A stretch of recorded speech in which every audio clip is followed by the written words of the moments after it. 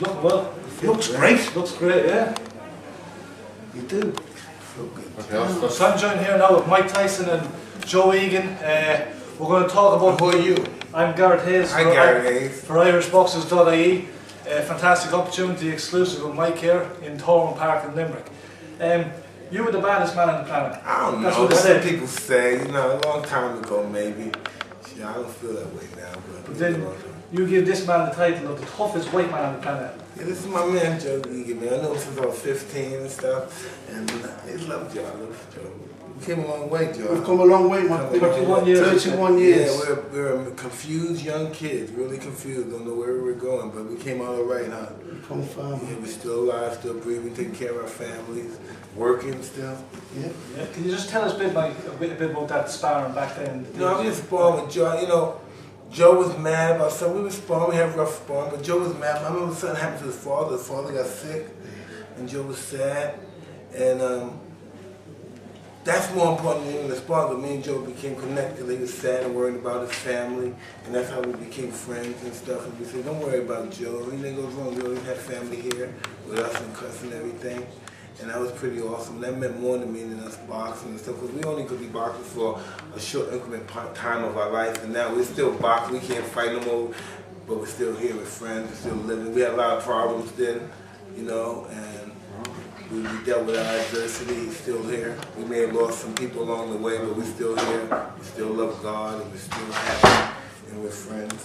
I'm very proud to be able to call Mike my friend. And my family love him. You know, and he spoke to my mother today on the phone, and he's visited my mum and told her when my mum was sick, and he visited my dad when my dad was sick. And, you know, he's one of the kindest people that I've ever met in my life. And I'm not just saying that because he's sitting there. You know, sometimes people tell me things about Joe and some fighters he's talking about it back, but they don't know, you know, that's just how people are. They talk about people back because they don't have no loyalty, but they can't tell me anything bad about him, even if it was true. Right. I don't care. They can't tell me nothing bad about him, and that's just how it is. That's just how I like to have a friend like that. I don't care if he was bad, even if he was. You can't tell me nothing about him. You just might as well shut up, even if it's true. Yes, doesn't matter. Mike has made me so proud on so many occasions, you know, and when he's met all my friends, Joe, your friends are my friends, and I've been so proud.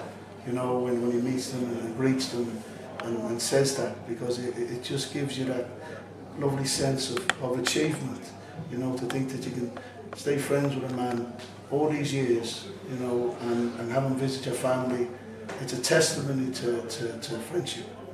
And so just to finish off, tell us the story about, you know, when you used to say when you were sparring with Mike, that even if Mike was to miss you in a box, the damage you could do to you. I do say, I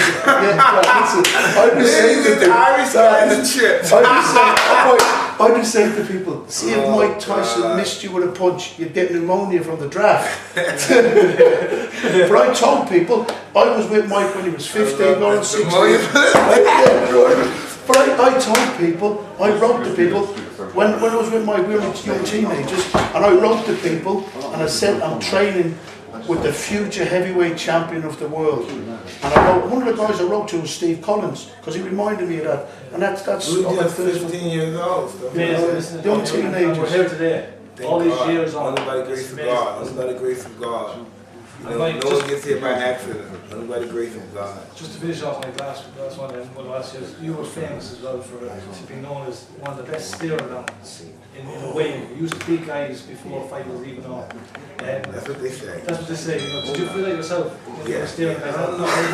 Listen, with Cuss, I was just so focused. You know, every time I was fighting back then, I was representing him, and I mean, I never wanted to hear him in my mind. Even though he was dead, he would haunt me. You didn't move your head. You didn't do this. You better annihilate him. He's nothing to you. Oh, God, it's haunting me now. He was a serious man. I never wanted to let him down.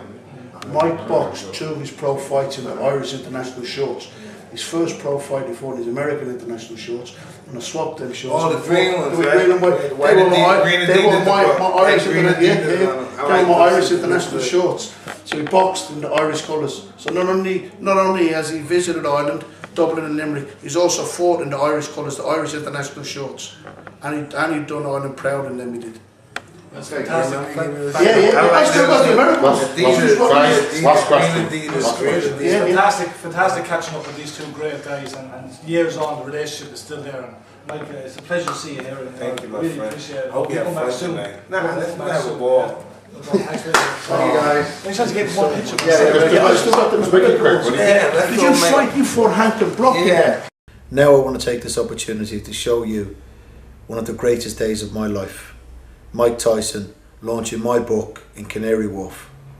What a fantastic day. I hope you enjoy watching it as much as I enjoyed living it. Hey, Steve. Sound is a pound. Here's me, Tom Patty, Mike Tyson, and Mick Cook, the minder, in the background. It was a fantastic start to the day. Mike Tyson is going to launch a book that Cass Pennant published.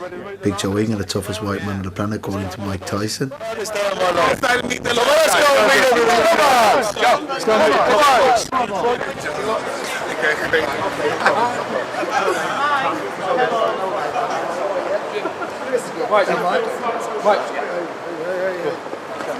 Okay. Sound, guys. But we see him last night in the show, and he's calm as a cucumber. Yeah, we see a different side of Mike Tyson. We see the friendship of Joe Egan and Mike Tyson last night. It was fantastic, yeah. Books, etc. have put this event on, but it was Joe Egan that's persuaded Mike Tyson on his only day off on his tour, and he's doing his book signing for his friend Big Joe Egan. And it's just a fantastic book of the two sides of Tom Swear. Come see me and my friend Joe. Come down here and see me and my friend. Get the book, get the book! Happy, Joe?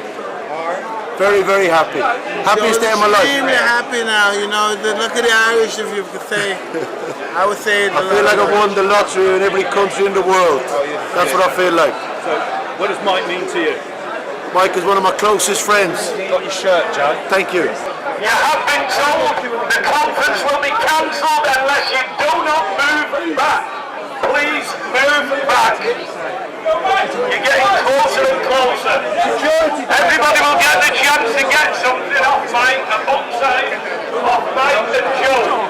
Don't forget this is Joe Egan's day, ladies and gentlemen. What we need you to please move back. Thank you very much. If you would like to speak about the book to anybody, don't forget it is Pennis Publishing.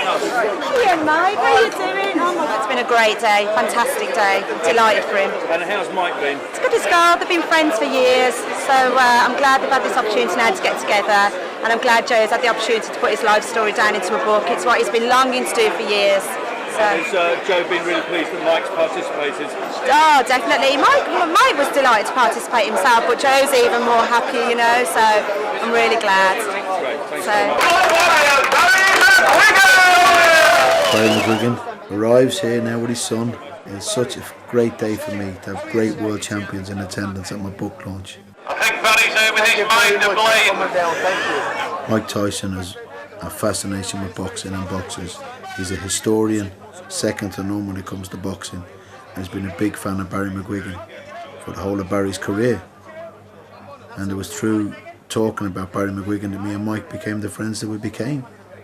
And I told Barry this, and when Barry came along that day, you know, we realised how big a fan Mike actually is of his. Yeah, Joe and I are good friends from years gone by, so he's So nice for him. a lovely guy, and it's great for him to have the sort of acclamation he's having today. It's great.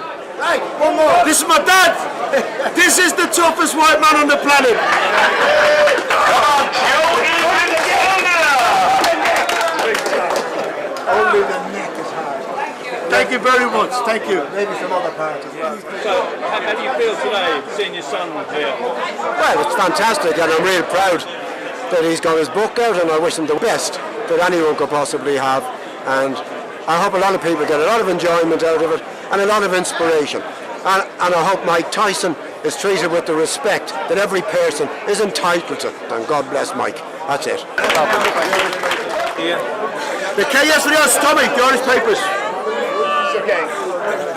Your head's a squash me. Move my head up a big head.